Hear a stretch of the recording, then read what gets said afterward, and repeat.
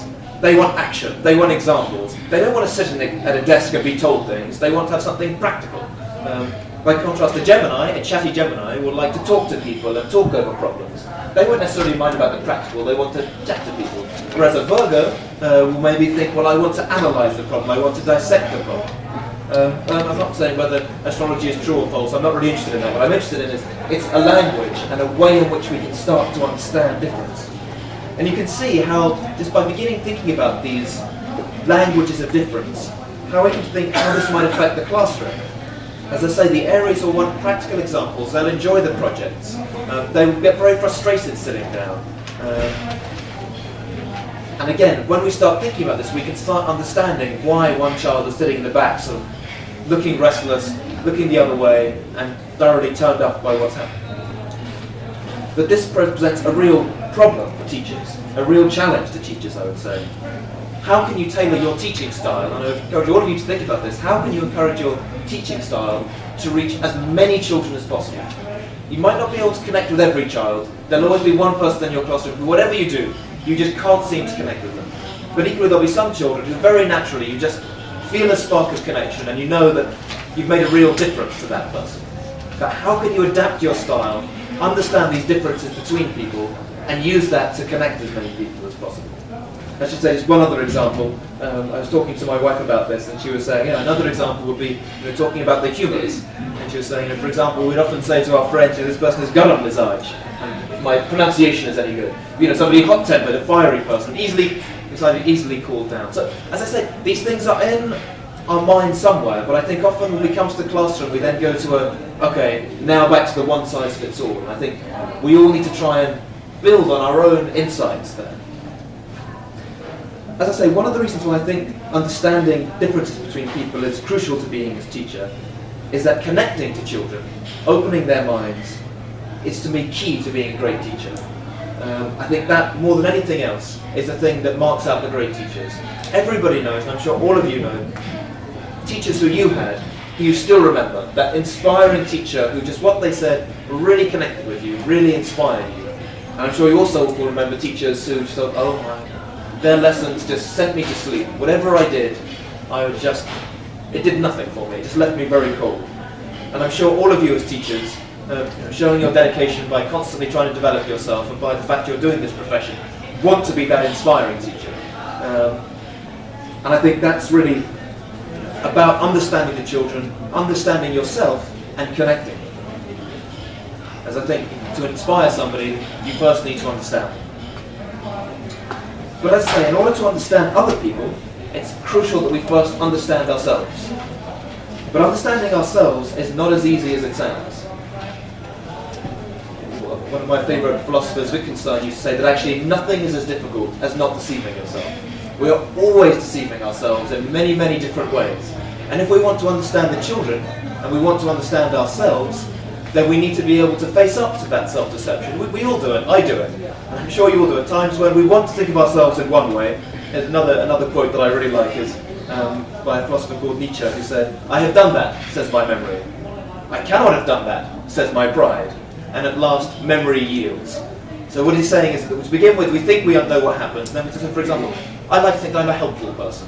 I'm walking through London and somebody looks lost, so I say, "Can I help you find directions?" And I give them directions, and I feel very pleased with myself. I think, excellent, I'm a helpful person.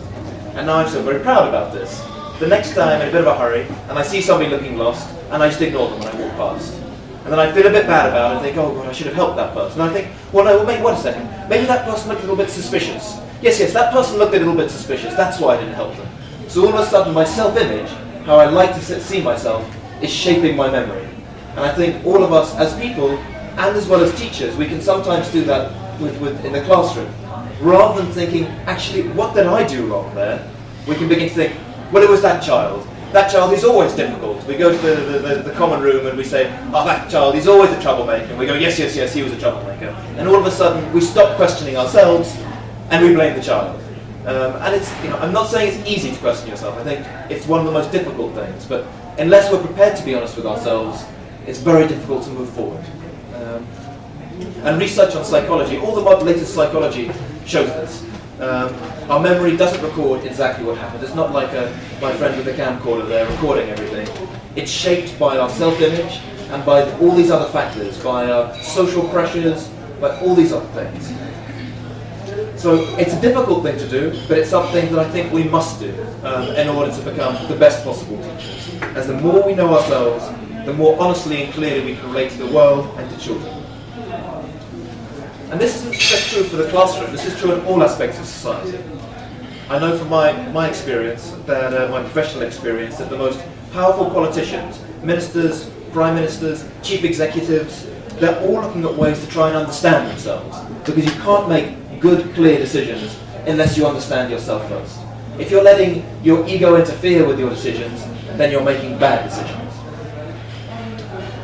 So one of the ways in which, the next question is, well, how can we then do this? It's all very well, we want to understand ourselves. How can we help each other to understand ourselves? One of the ways of doing this is through understanding something what's called our learning preference. I'm not sure this is a concept some of you may not have come across before. In other words, your learning preference is how we generally like to learn. It's quite simply what the general way we like to take in information and develop our minds. The particular system that we're going to look at for the rest of this session was developed primarily in the 1980s, but it builds on the work of people like Piaget, who was mentioned this morning, with the constructionists, and builds on them, as well as other psychologists like Carl Gustav Jung, a very famous psychoanalyst, psychiatrist, and psychologist. I'm not going to go too much in the technical details. You can read it up later, and I've got some handouts here, but I want to focus more on the practical side rather than the theoretical. But for your information, it was developed by two people called Honey and Mumford, who were two very eminent psychologists, and it was built on a gentleman called Kolb's learning, his experiential learning theory. Kolb was I think you probably all heard of experiential learning. Kolb was one of the key people in driving forward this. As I say, it was shaped by many other figures, and today is used very, very widely by educationists across the world, by chief executives, and by political and business leaders. So this is, as I say, just one technique. I'm not saying it's the perfect technique, there's problems with all of these systems, but I think it's probably one of the best ones to just begin that journey of understanding our own learning styles and learning techniques. So I'm pretty much done with my talking for now. In a moment I'll hand out this questionnaire.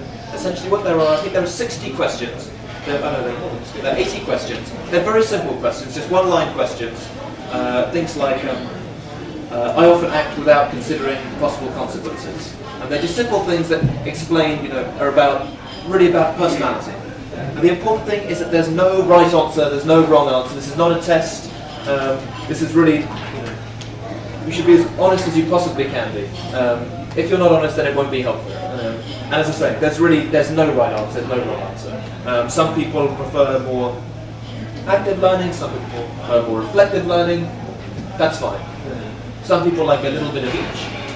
That's fine too. The important thing is, as I say, as a tool for honest self-analysis. So these 80 questions, and for each of them you have to either tick or cross, yes or no. And it's best, generally try not to think for too long about it. Generally your instinctive response tends to be the right one, so don't agonize over it. And if you really think, I don't know, maybe yes, maybe no, then leave it blank. But generally, if you instinctively go towards one, just tick that one, tick yes or no.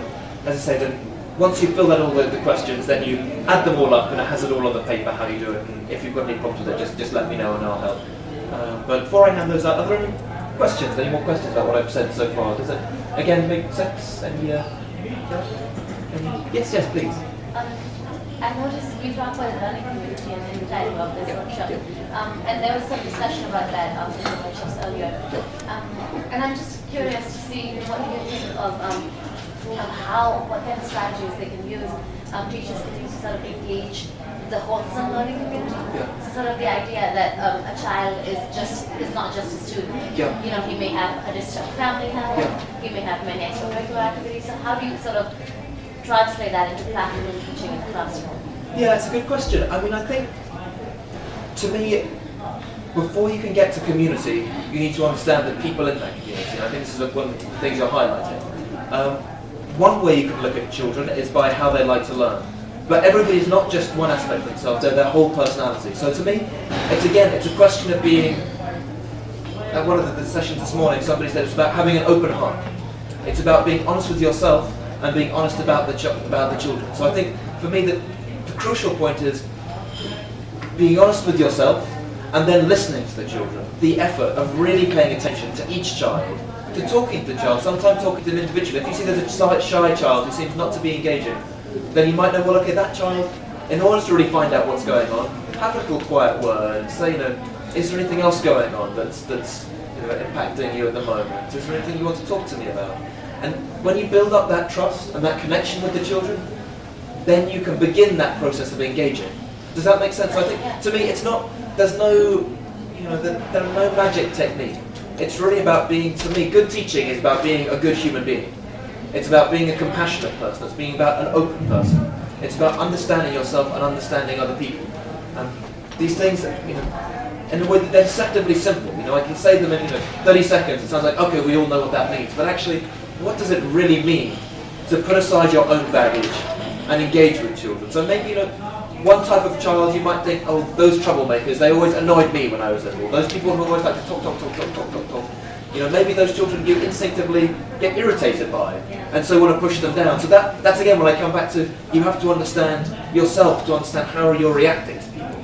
Once you understand how you're reacting to people, then you can understand, then you can build more of a relationship of trust. But to me, I'd love to say, use this one system or use this one system. I'm very suspicious of any magic solution. I don't think there is any. So. Yes, you said you learned, you passed French with A+. Yes. By learning 10 phrases. Yes. Did you learn Urdu? Tora. By practice, or I just wanted you to reflect on practice and theory. Yeah, I mean, again, I think I found theory very difficult when I started learning Urdu. What I found is that just by listening to people, I could pick up, and what's happened to me now is that I can understand quite a lot, but I'm very bad. It's embarrassing. I'm a little bit. That's fine. But I find it very difficult to speak. There are some things I can say, but I can usually pick up the gist of it. But do you know more French or more Urdu? More Urdu, and I'd say I feel much more comfortable in Urdu than I do in French.